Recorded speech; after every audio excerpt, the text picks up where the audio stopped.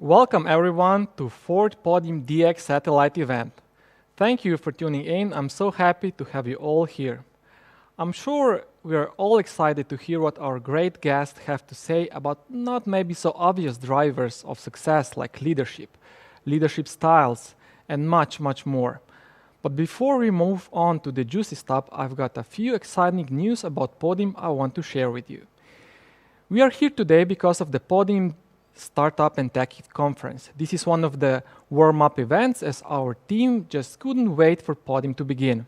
However, as the conference is driving closer, it's happening between 17th and 19th of May, we've got more and more news to share. I'm happy to say that we received more than 500 startup applications. This means that the 150 selected startups at Podim will be really good ones, which is great. We also keep updating our site with more and more remarkable speakers. One of them is also Shil Mochnot, who just got ranked as the third best seed stage investor on the Business Insider's list of top world investors. We also have experts from Accenture, Facebook, LinkedIn, MIT, and much, much more. We can find them all on our Podim speakers page. All in all, it's looking like Podim will once again deliver immense value, and if you want to attend the conference, make sure you grab one of the tickets. They are already available on our website. We got some cool special offers going on right now. Of course, Podim wouldn't be possible without our great partners and supporters. One of them is also Silicon Gardens Fund, and we got Gregor Rebol, the fund's director and investment board member, here with us. Gregor, hi. Hey everybody. How was your start of the year? It's basically April already, so I can ask you, rephrase the question, what was the first quarter of the year for you? So far it was quite okay actually. Joking. We had two exits in this first quarter. So we had Noir Foods, which was acqui-hired by Flavia, another company that we invested in Silicon Gardens 1. And Clean Shelf was acquired by a German company. So that was a really, some really exciting news. Then we had BirdBody coming out of their Kickstarter campaign really strong, and they continued, just selling the product directly and have a nice revenue stream. And Juicy Marbles, which had, a stellar Y Combinator demo day. So basically, they're just closing their investment round. I can't disclose anything yet, but I'm sure in a very short time they're going to have some exciting news. And on the fund side, we also decided that we will accept a couple of new additional investors. Among them also Dusan from Clean Shelf. So it's great to see this circle of one entrepreneur making it happen and then actually investing back into the ecosystem. So that's why we decided to additionally open the fund and welcome Dusan aboard. So for those who don't know Silicon Gardens Fund yet, so it's the fund of the founders. So now we have the second, you are extending the second fund, right?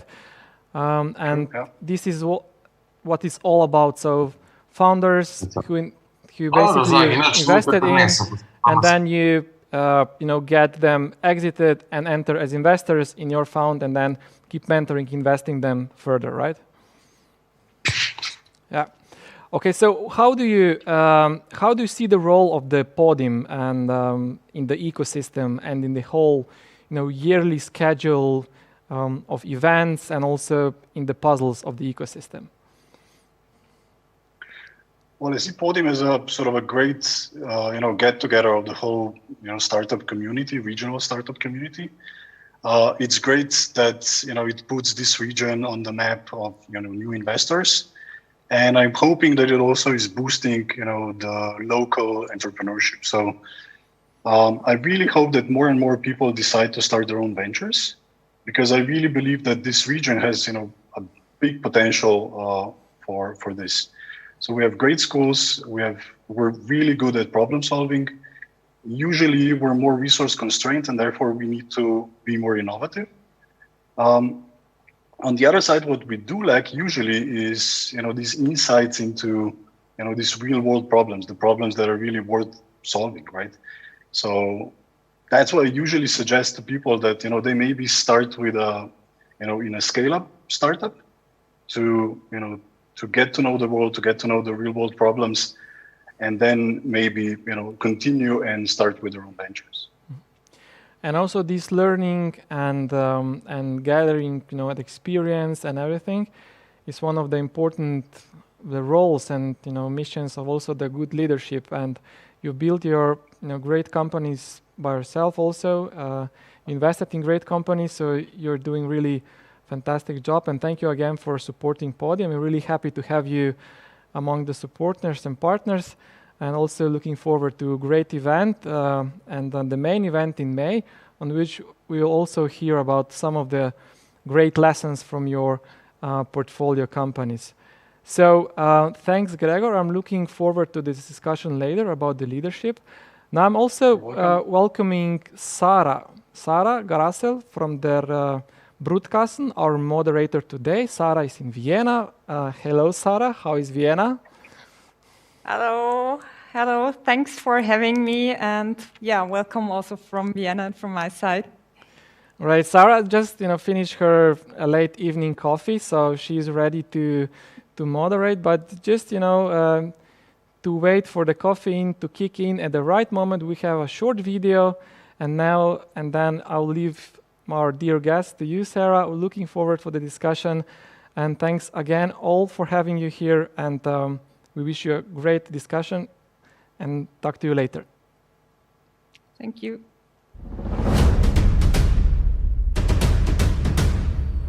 It's my first day at Podim, and my first impression is wow. For me, one of the best conferences in Europe. It's one of the best organized conferences I've ever experienced. It's incredible how well it's organized and how professional this conference is. This was the best networking day since last Podim. 1,000 people is really the perfect number. There's connections that are made nowhere else. I don't think that connecting anywhere else is at the same level as here. Deal room format is really good. It's a very useful event for everyone who wants to invest. So some of the startups are really amazing, and I think they have a great potential.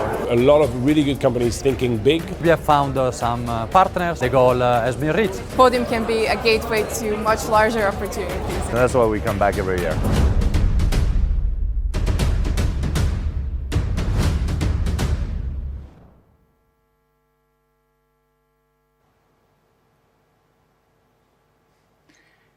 Hello and welcome back here on stage. I'm really excited about our roundtable tonight. The topic leadership couldn't be more relevant today, as the pandemic dramatically changed how we get our jobs done and organize work in general.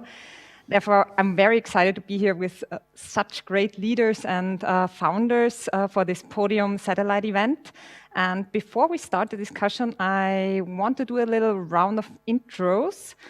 Florian Gschwandner is here with us. He is one of the best-known founders in Austria. He co-founded Runtastic, which was sold to Adidas.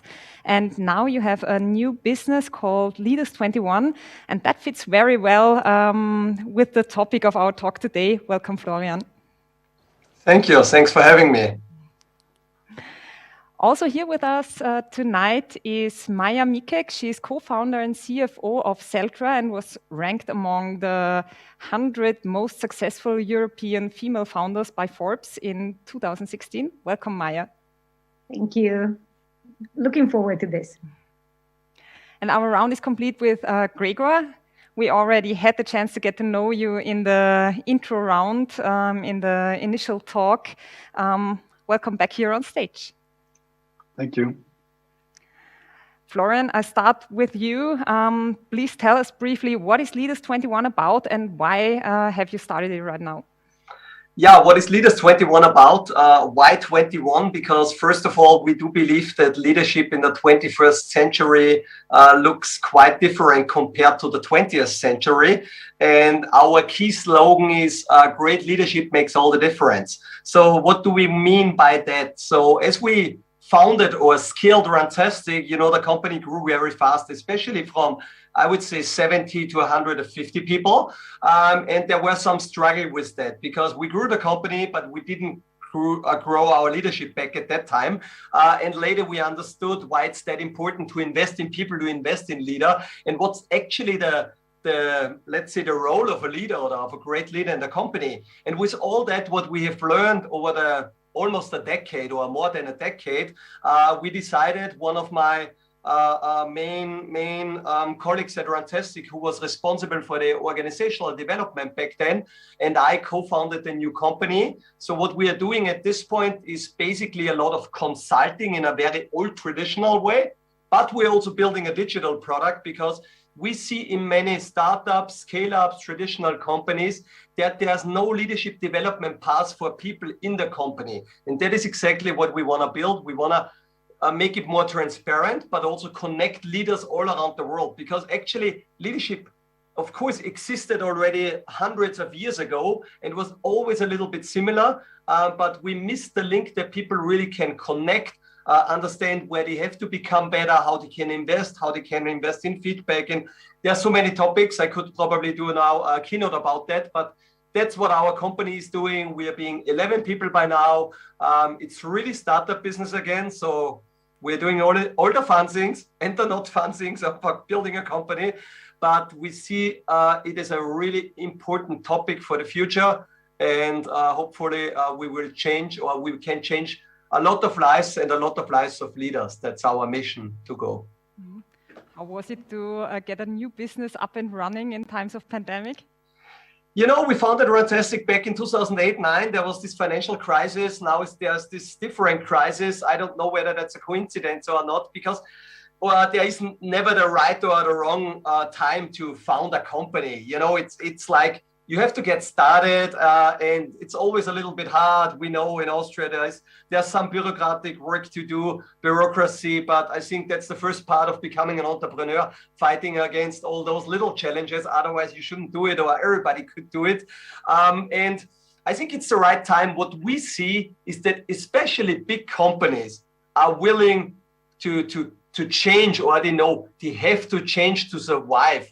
They have to change to attract new talent. They have to change to attract Generation Z. So we see a lot of change in the market, and I think so COVID really accelerated the whole situation by 10 years, I would say. And that's a good sign, I would say. And I'm already looking forward to I call it a better normal, not the new normal. So because I think we can do a little bit cherry picking, take all the advantages we have here right now, working with video and doing all that stuff, but hopefully also taking the good things of the old world and now getting back, whenever that will be, into our better normal, as I would call it. So very exciting times for a new leadership startup right now. Maya, a quick pitch. What is Celtra about, and what can you learn from one of the most successful female founders? Oh, when they give you those titles, then it's always, you kind of need to defend it. So I'm not a big fan of those titles. But Celtra is a software company. We will automate creative eventually, but little by little in the last 10 or 15 years, we did quite a lot of things in mobile advertising, and automating creative or digitalizing, everything that you want to see visually online is something, it's an ambition of ours. The reason why probably I am on this panel is that, me being in a role of someone that is a CFO and in charge of people at Celtra, I pretty much in a day dedicate 80% of my time to show or leading by example, to trying to walk the talk, not just myself, but, try to sort of instill myself into the corners where I think, we can provoke people to engage, to, like Florian said, give feedback as we go. And I, in that way, get to see where we are clear enough, where we are organized, not enough or enough. So the way we go about those things very much in a nutshell is about 4 years ago, we started with OKRs, which, sounds like, oh, it's too bureaucratic, but this is objectives and key results. It's something that Google started. The book Measure What Matters is something something that will give you enough of a guidance for a 2-people startup or for a 200 people company like we are and Google using it. And with that, we have just enough of a sort of an umbrella view for my satisfaction to say that the house is in order. So that each of the corners where I kind of peek in and I see that we're either lost, or that more clarity is needed, we know where to kind of suck to the big system. And then my biggest thing is that I like to show how it's not wrong to be mistaken sometimes. And this to people, who come new and someone tells them that I've been whomever, the titles that you've just listed, when they see, what's the sort of the working dynamics also of founders, of people that are at the forefront, I think that really de-electrifies, people, so they are more engaged, they do dare to ask questions, they do want to be involved, they do want to participate when we write those OKRs, they do want to give critical feedback, and perhaps, raise a hand for the next project that might fail, in a few quarters and not be punished for that, but so in that kind of a way, I probably am the reason why you invited me to this discussion. You mentioned OKRs, which were brought up by Google. Do you have also dedicated OKRs for leadership, for example? You know what? The OKRs for leadership is, what Florian said before, the organization that he started, we have a mentorship or one-on-one leadership within, we call it, which is, I started it because I read so many books that I thought the best parts in the books were just common sense, a lot of accountability, and people really feeling purposeful to do certain things. And then it's up to the management and to the organization that you engage them, that you allow them to do something, and to know that someone's been with you for 5-10 years, that they maybe need, a little bit of a longer break, or they need something else. So by that, now that we're still 200 people, I am objecting to have yet another software that would help us with that. We do, however, have software that helps us with the OKRs management. But for this kind of a thing, we measure engagement. We have a survey that we do every kind of 3 quarters, depends how well we feel we run.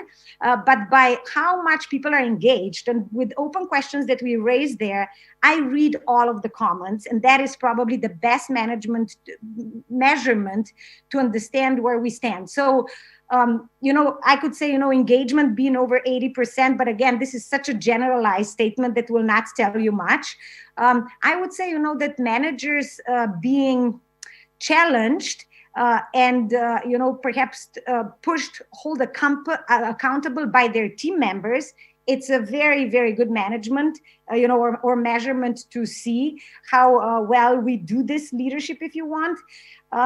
Those things, cannot be faked or not seen or slacked for a very long time. If someone really cares and has a pulse on it, which sort of is a mission of mine, etc. Oh, very interesting, yes. And I totally agree that this purpose is very important point, and kept many of us up until today in this crisis. Gregor, you are founder, investor, mentor, and startup ecosystem player shaper. Which role is your favorite and why? That's a really good question, actually, and sort of required some soul searching a while ago. But I think founder, I guess, because even if I look at the fund right now, it's more of a a new company that we're trying to make a new regional success, and it just so happens that basically because this company is a fund, myself and the team also need to be active in in all other 3 roles. So as mentors, as investors, and as members of the startup ecosystem. So my second pick actually would be probably mentor, because I like the way how you actually get to learn a lot from this. So with every new company that you interact, that you mentor, sure, you give them some knowledge, but on the other side, you get a lot of that back. So it sort of stimulates that continuous learning. And how do you share your time between those roles? Calendar. I mean, it's really hard. in a lot of cases, you just need to say no or not yet. Luckily, we also rely a lot on the community. I think a lot of that is driven just by this, purpose that we all want to see this this ecosystem and this region succeed. And it's great to see that it's not just me that I'm, mentoring these companies. It's also the founders of other companies. And sometimes I just need to connect people and say, look, you just need to talk to this person, and they're happy to help. And someday, the interaction is going to go in the other direction. But this really helps that the whole ecosystem and the members of the ecosystem are really, really active and want to help. Mm-hmm.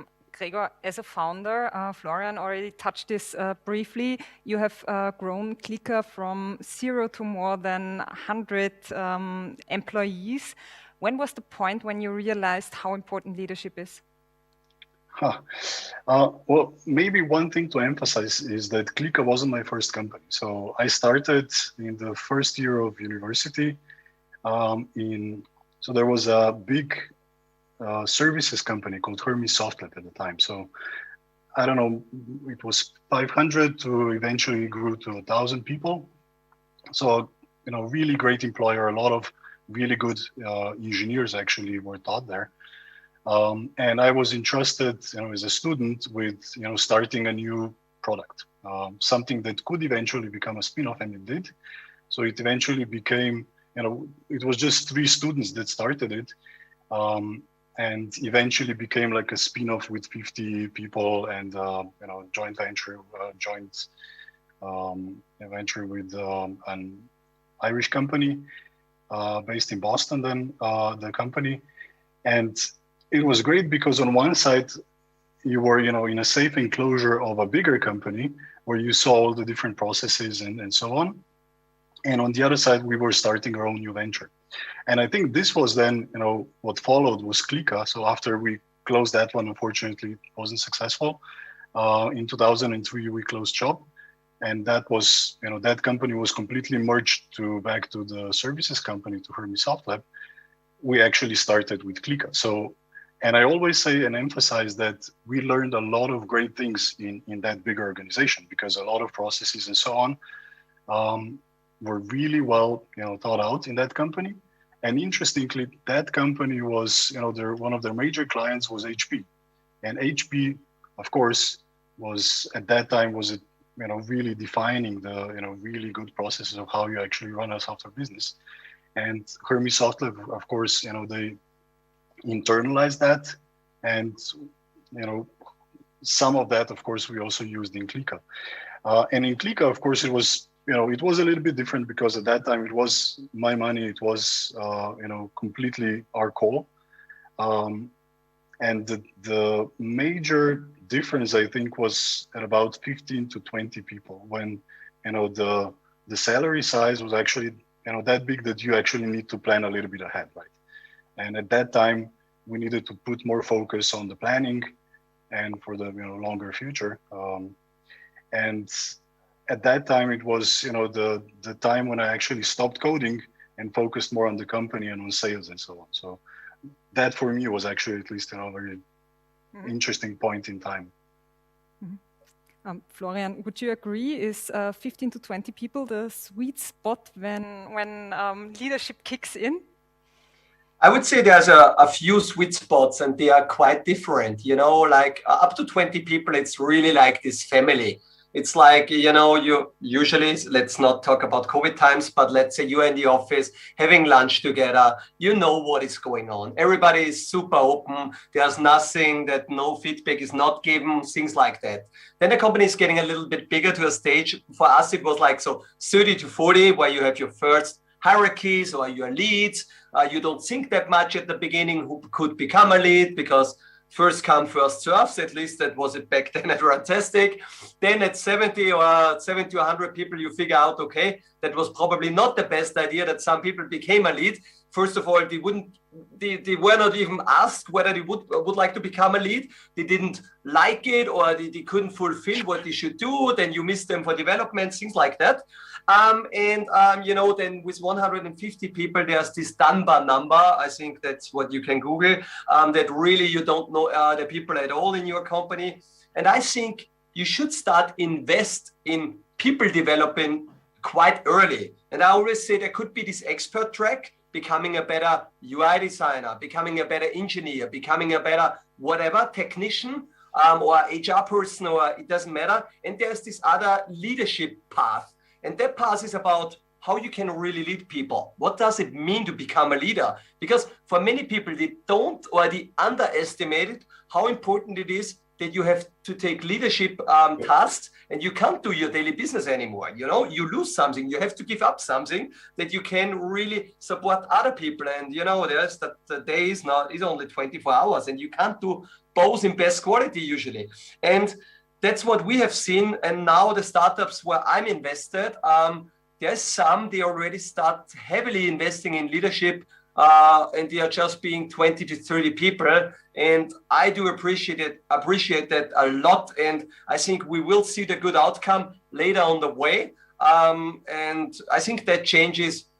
You see that everywhere a little bit, that, that leadership becomes something more like than just a saying, oh, he's a leader, or whatever. What does that mean?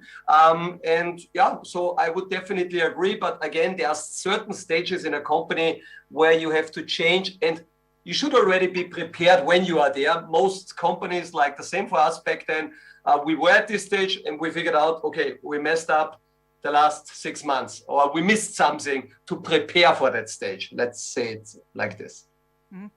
Maya, you co-founded Celtra 2006. When do you remember the moment when you realized that you need to switch from operational founder to more kind of a leadership role?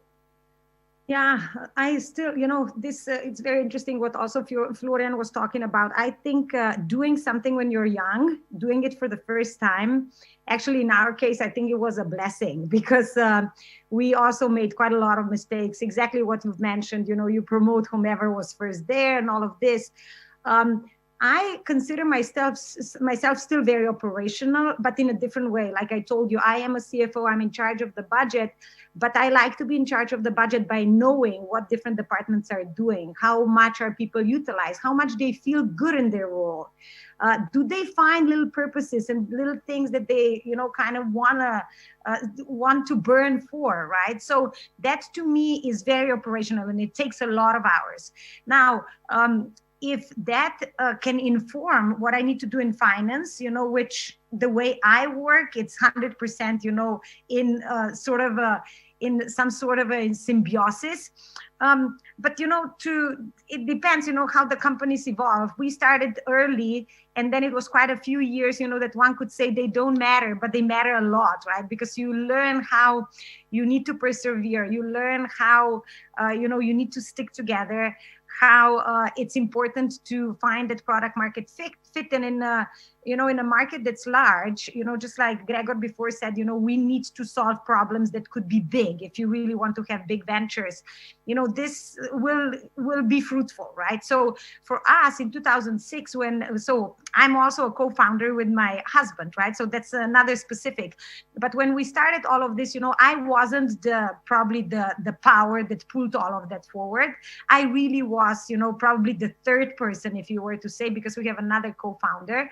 And so when our first serious investment happened, this was Series A in 2011. It was then that we really quickly grew, first year 2 million, then 5, 9, 18 million. And that's when people are adding. And we were at about 70 people when we realized, wow, there is a lot of us. I was until probably up to 50 people, still the only one in finance. We didn't have HR, so that was quite messy, one could say. But I actually loved it, because it felt like that we could be very quick. We would, yes, we had probably offices in 3 or 4 places at that time. But when you are young, and I will say young, here, and without kids, I don't know what's the audience, how old the audience is, but that does make a big difference, right? So for me, is the last 5 to 10 years, we've been in this for quite some time, that I really like to have things organized, right? That we have an annual calendar with all of the meetings in, with things that need to happen, and that sort of calms me down. But it doesn't prevent from, me, even if I'm on the C-level, go down and, onboard the new person with the things that I want them to hear, from our history, from how we're organized, what matters to us, what are the things that they should come to me if they, cannot find anyone else to talk to. So, I'm not sure if I answered your question, but I wanted to, share this because all of those experiences will be super unique, right? From 2006 until now, it's 16 years, right? So quite a lot of spikes and then some valleys, happened for Celtra, and it's very different in all of those different periods. So, thanks for sharing those great insights in learnings in a kind of growing business from 0 to 100. Gregor, I would like to move on from kind of starting a business to leaving it in good terms, of course. Kpis has made an exit to Sportradar, and in your statement announcing the event, you say a CEO needs to know when it's time to leave the company. What is behind that? Yeah, I don't know where they fished that quote out, but cool. We can talk about that. So one of the big challenges that we had, basically Kpis wasn't sold to Sportradar, we joined. So we swapped shares. We were lucky enough to join Sportradar at a very early stage, meaning that we were able to negotiate, the equal type of shares as the original founders, and became, got one seat on the board, and were, basically helping. They wanted us for our entrepreneurship, basically. And one of the big challenges actually that we had in the company was, if you are a product company and you start, you create this new product, then all of a sudden, if you have a, successful product, you need to stick with it, right? And you need to work on it for 5 or 10 years, maybe, right? And it's, for some, that's quite a challenge because, the way I see it is that you have this curve of how you acquire new knowledge. And if you work on one and the same product, it sort of flattens out, right? And you need new things. At least in Kpis, I think we actually did a lot of, sort of hiring, that we hired a lot of people that were similar to us, right? Very curious people. And initially we had this issue within the company, how do you motivate these people? And we did that by, knowledge sharing. So basically, the different teams were sort of sharing their knowledge about, their products, eventually swapping the team members so that, if somebody was not so excited anymore about a certain product, we switched. We even did, so for example, we even moved people from one office to another so that if somebody wanted to go to US, they could migrate there. But, eventually it's still a product company and you need to keep that focus. And the company, as it grows, you need to sort of stabilize focus. And at one point I just said, well, that's just not me anymore. I want, the part where, the curve of learning new things is steep, and it felt, the right time for that. Florian, you actually left Runtastic some time after the exit. When was the moment for you when you felt it is the right time to leave, and how did you kind of prepare the company for that? That's a very good question. So just that everybody understands, we got acquired, or we merged also into Adidas by August 2015. I stayed on board for 3.5 more years, also together with my co-founders. I also became a role at Adidas. It was called the Core Leadership Group, so to say the extended board. Could give a lot of input in the digital area, but also learned a lot how such a big company with more than 60,000 employees is working and thinking. And one of my biggest learning was it's also just people. They are working there, they are making mistakes, they are trying to do their best, and they are being probably not always as efficient as they could be. And for me, it was very important that, you know, it was not about selling the company. First of all, a little bit like Gregor just said, we didn't sell the company, we got acquired. So many people knocked on our doors. That was the first mindset, very important part for my mindset. And then we said, we see that like a partnership. You know, it's not something like, there's the company, transfer me the money and I'm out. I want to make sure that for my employees, for all the colleagues, but for ourselves, it felt good. And I think we achieved that. And after 3.5 years, you know, there was a lot, so there was even more deeper integration from technical systems, but also then a little bit from the brand. And I saw different ways. So I could have gone to Adidas, doing a bigger role there, sitting probably a lot in the plane and doing all the stuff what people in big companies are doing a little bit more. That's not me. A little bit like Gregor said, I'm also an entrepreneur and I like to work with people and having all those crazy ideas in my mind and bringing that into the world. On the other side, I prepared the company, and I think that is a big learning for all of us. So none of us is that important that, you know, tomorrow without me, everything will work in a very good way, no matter how important I think I might be. So that's all bullshit if you want to see it like this. But nonetheless, you should prepare the company for a very successful handover, having a good successor. And for me, it was important that a few years after, and that's already now, the company is doing very well. That is probably one of my personal biggest achievements. And other than that, I think you have really to make this emotionally cut, you know, that you are not being any more emotional connected to the company all the time and look at the product and say, oh, I could have done it in a different way and whatsoever. I think that is important that you prepare yourself. And, you know, just one more thing, that's also a little bit like doing a marathon. You know, you prepare always for the marathon. That's your biggest milestone in your life.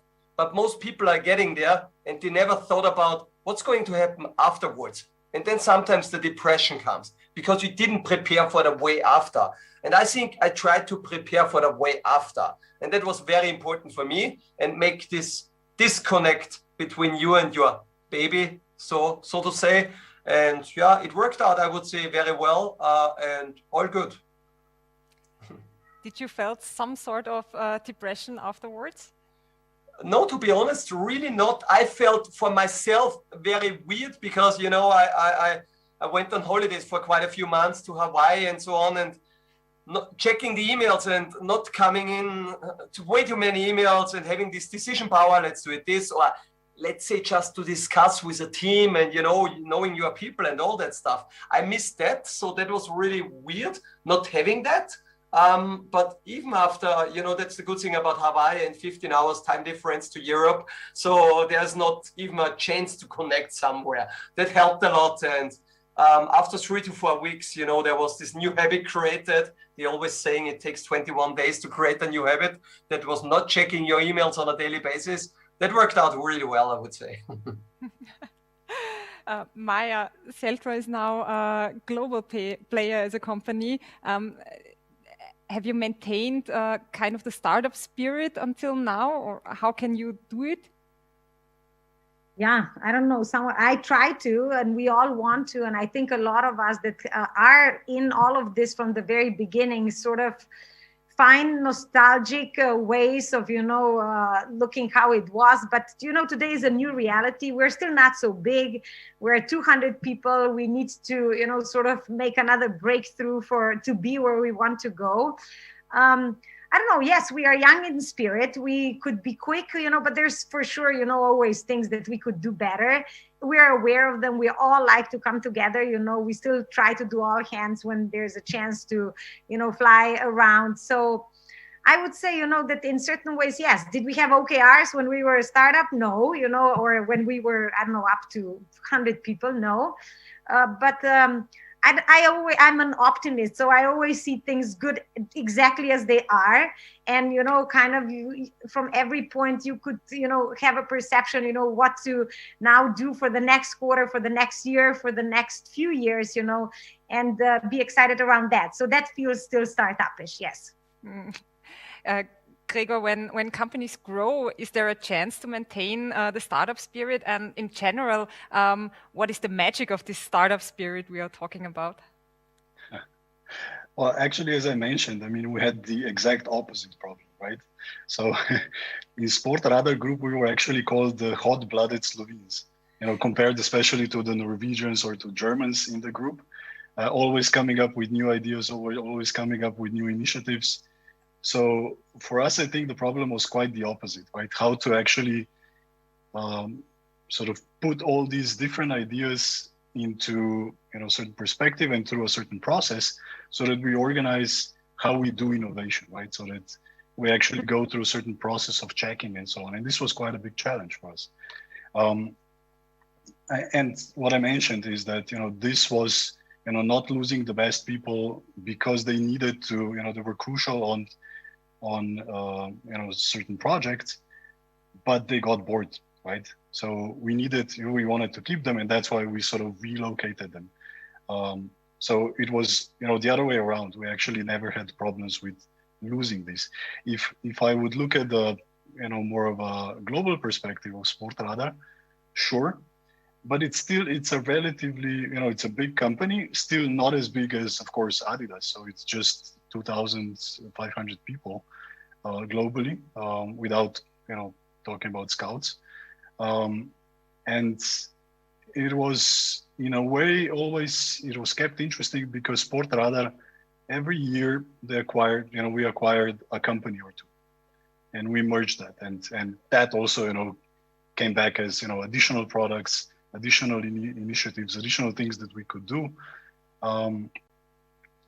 But of course, as said before, some of the products needed, and some of the teams actually needed to keep their focus, right? Because that was the cash cow. That was, these were the products that actually were making, big percentage of the revenue, and you couldn't really deviate, right? And you couldn't really, move those people around. Mm-hmm. Florian, at Leadership 21, you also work with big companies. And can you tell us a bit about what are the leadership challenges there, and can startups be kind of a role model for them? Yeah, I would definitely say so. I think the big challenge is sometimes they don't know where to start because they have probably or most often many challenges. They want to become innovative, they want to become agile, they want to become a speedboat, but also being stable with their core products.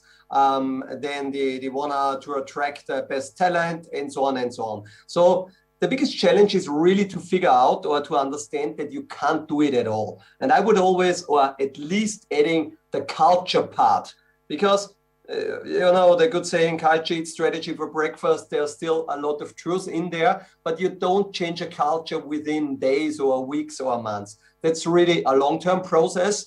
And I think what we have seen, that you need the buy-in from the top.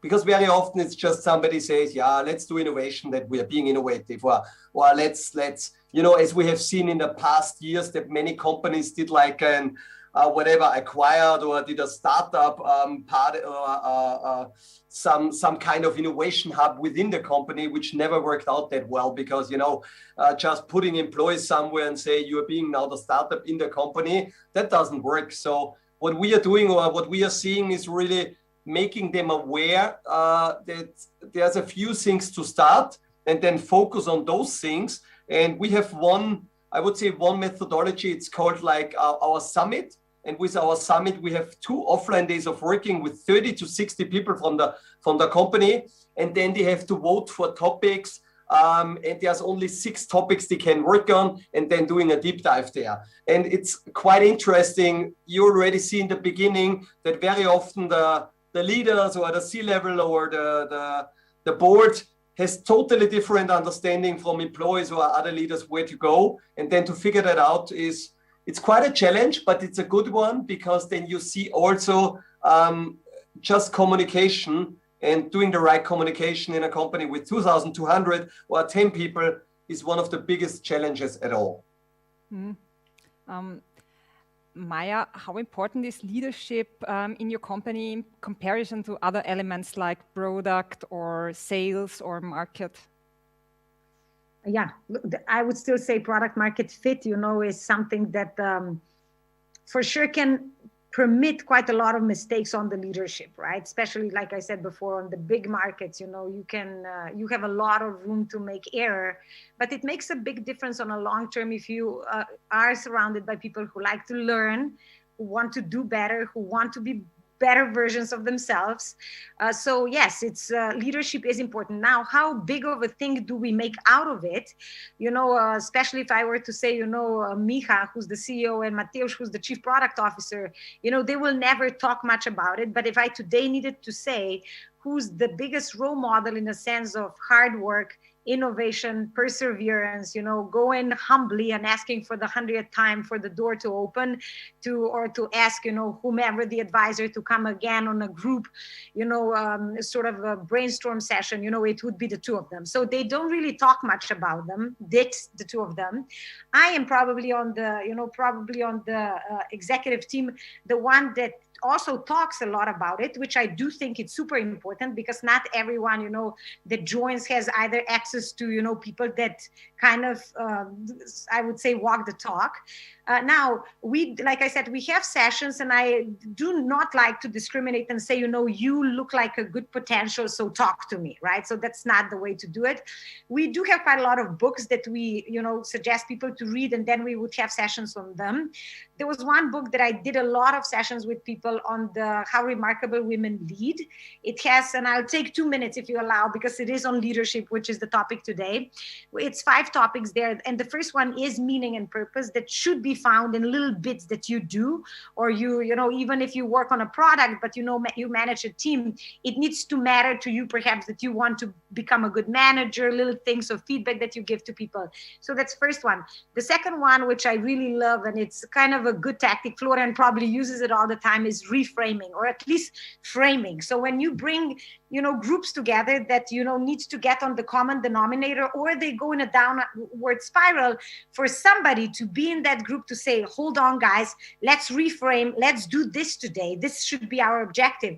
That's very powerful. I say to people to my colleagues all the time, when you are in a meeting and you fundamentally, intrinsically feel that things are going in the wrong direction, you must raise your hand. And that engagement is that leadership from within, that regardless of a title, everyone can take. No one, if anyone ousts that kind of a person, that's a rotten company to start with, right? If that person really no longer will raise the hand. Then the next one is connection, connecting and communicating, which, for Slovenes, and I don't know, Gregor, before you said, hard-blooded Slovenes, what exactly you meant, but I do see let's say out of the 200 people, we're about 100 Slovenes, which most of them are product developers or software developers. So very different type of people per se, just by what they do. And then there are Slovenes. Not a lot of people like to sort of network for the sake of, I'm going to know more people so I can bounce off ideas. Maybe, Gregor, now with those networks that you are building, you are really trailblazing, and I salute you for that. And one day, hopefully, I can also contribute slightly more.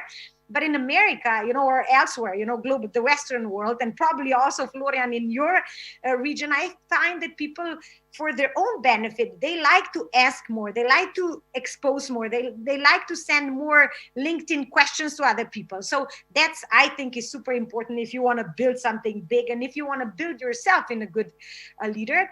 Then the next one is engagement. This is what I said before, that in a meeting, you raise your hand, you do something, you, just like they say, an owner of a restaurant will pick up, the fork if it's on the floor, or clean the water for the flowers, whatever. So that, and then the last one, which again, I'm now 42. I have 2 kids, quite a lot of stuff to do. Although I'd like to shrink my focus just on family and work, I do realize how important it is to be, in charge of your own energy, to know when you need a weekend to read a book that's not a management book or, leadership book. When it's very needed that you block your calendar, like you say, Gregor, that the calendar actually defines how your days look like. It's something that is going to give you a little bit of energy to be able to talk. Even today, as I looked through my day and I saw I have 3 back-to-back meetings before I was going to come to this, I skipped one just so I could go out to walk on this snow, just to clear my thoughts slightly, because otherwise it's very difficult to give if, there's nothing coming in. Yeah. So we feel very honored to have you here and to have this opportunity to learn from you. Gregor, how did you or do you pick good leaders from your team when you grow a company, and how do you train them?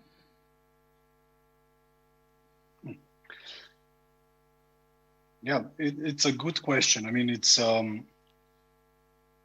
team is, as I find, what are the most crucial things in a company? I think team is comes first. And hiring is, really, really important. I can focus, for example, what I see here now as an investor, where, startups actually get funding. And the first thing that they do, they run out and say, oh, I need to hire 10 people, right? And they try to do that as soon as possible. But that's really not, it's really an important step, especially if you're a small company. Those first 10 employees after the founders are really, really crucial, right? And why would you, try to hire, those 10 people in a month? That it's practically impossible, right? So try and take more time, because down the road, this might, bite you in the behind, right? And just expect that, if the company will scale, imagine that, each of those 10 might be leading their own team. So try imagining them like that in that role.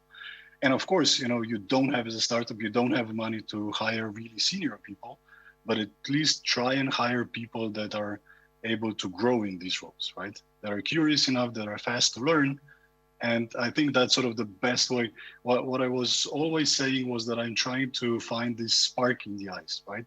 That somebody is really interested in something. And if they're interested in, something, they will learn. Degree or anything like that doesn't really matter, right? If you finished university, sure, but if you're not passionate about something, you really, you're never going to move. It's easier to start with people that are passionate about something, and then go from there. Florian, and maybe adding just another thing, which is also equally important, is that if you hire wrong person, also do fire as soon as possible, because that person might also create a toxic environment in the company, and actually it could create much bigger problems, right? And try to observe that curve of people productivity, because sometimes people just try to scale because they think that they need to scale, but you see that actually the productivity is maybe even less than it was before they hired. Difficult, but very important point. Florian, from your experience, how can a startup identify great leaders within this kind of smaller startup team in the beginning? I think Gregor already covered some points, and I think just to move on the hiring and firing part, because that is an important one. I did a LinkedIn post about why a firing part could be a win-win-win, and I just want to explain it really quickly. First of all, very often as a leader or as the founder or whomever, you already know that this person doesn't fit in your team, but you close your eyes and you say, there's so many things going into the right direction. Somehow that will work out. So first of all, you don't give that person the chance that this person can develop within your team. Then you don't have a good feeling about it. And if you, there is a better place for that person. So that could be a win for you, for the team around, and for this person. So don't hesitate or don't regret to do things like that. As an entrepreneur, that's part of your journey. And there's a good book from Ben Horowitz, The Hard Thing About Hard Things, on how to hire and fire your best friend, just to mention that one because it's important. Other than that, I think you have to distinguish a little bit.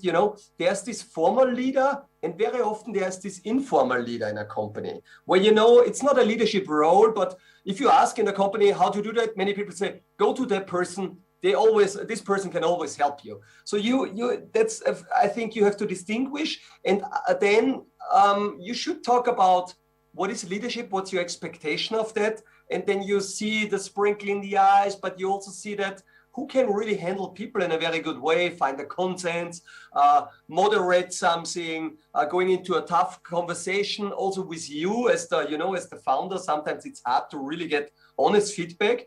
And that is something you have to take a little bit care and also invest time. It's not done automatically. Very often we expect, I can see the leader. You have to invest. That's why in your calendar, as Gregor also said, it's important that you have the time for doing that, let's call it that the town hall talks, or also walk through the company, ask, how are you doing? How's your family doing? What is going on? And then you figure out, who are the people that might lead other people. And then it's very important, the best leaders, what I've always seen, they also built better leaders or other persons, they invested in other people in the company, not on their own benefit, but you saw people around them became better. They just, they stood up, and then you understood, okay, it's not because of them, it's because of those leaders. And then you have to identify them and really support them on their journey. I think, and that sounds super simple and it's super tough. And it's a development process all the time. It never stops. And, and that's a good thing, I'm getting goosebumps talking about it. As long as we see the world as this never ending learning story, and I think as long it will be interesting for all of us, no matter in which phase we are. We can be a better mentor now by having this 10 years of experience, but we can learn each day by all those people. And that's how I would define this. Mm-hmm. And when you then finally found great leaders and try to build them, how can you measure kind of success of leadership? So as other parts of a company always have some sort of KPIs attached. What are the KPIs of good leadership? So that's a very, very, very good and tough question. And that is exactly what we're working on at Leaders 21 with our digital product. Not kidding. We today had a product workshop. We believe, or that's probably one challenge we have seen, that leadership somehow is not that measurable, but we think it is. But you need those feedback loops, you need this 360 degrees feedback, you need those dimensions. There's many, and performance-driven leadership or output-driven is one. Back then, we did it with OKRs, and we had also our personal OKRs. So we had our company OKRs, and I like a lot what Maya said. That's the good thing about OKRs, because they are being transparent, and somebody can hold you accountable for. That's at least a good thing, and you have to grade them, and you have to grade it, and think about all that stuff. And we built personal OKRs back then. But that's exactly how we want to build our software, that you have your leadership path and you are getting feedback probably from your peers, from your employees, from your leads. And then you see the change in some dimensions. We didn't figure it out yet, and that's probably a long process. And we will interview many of you, hopefully, to learn from all of you. But that is exactly the software we would like to build, because we have seen that even young people, that they want to invest, they want to read the right books and all that stuff, but there's a lot of things out there. And I think leadership will never be a one dimension. It will be always a multiple dimension, and in different stages, there are different dimensions, but nonetheless, hopefully we will be successful here. Let's see in a few years when we talk again about it. Very, very interesting.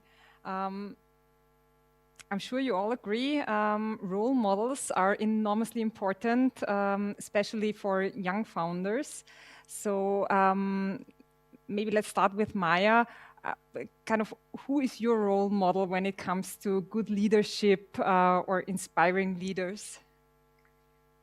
You know what? I'm not going to give you the typical names because I do like to get inspired by people who I see around me. So they are kind of, you can touch them.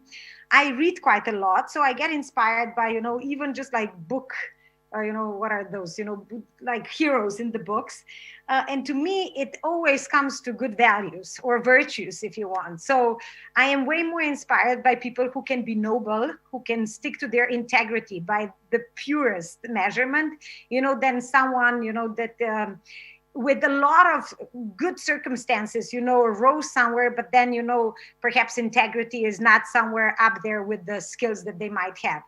But I will say just one more thing, if I may, on the topic that you've just finished, and I'll connect it to this.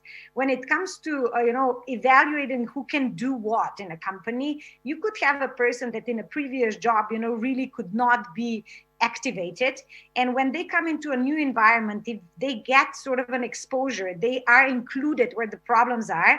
And they're slightly, I always like to say at the beginning, overwhelmed, especially people, who come sort of on a more senior levels, overwhelm them, because you'll very quickly see what are the questions those people ask, how they prioritize, and how they go about that stressful environment. Like Florian said, do they come back and ask the hard questions back to the founders or whatever?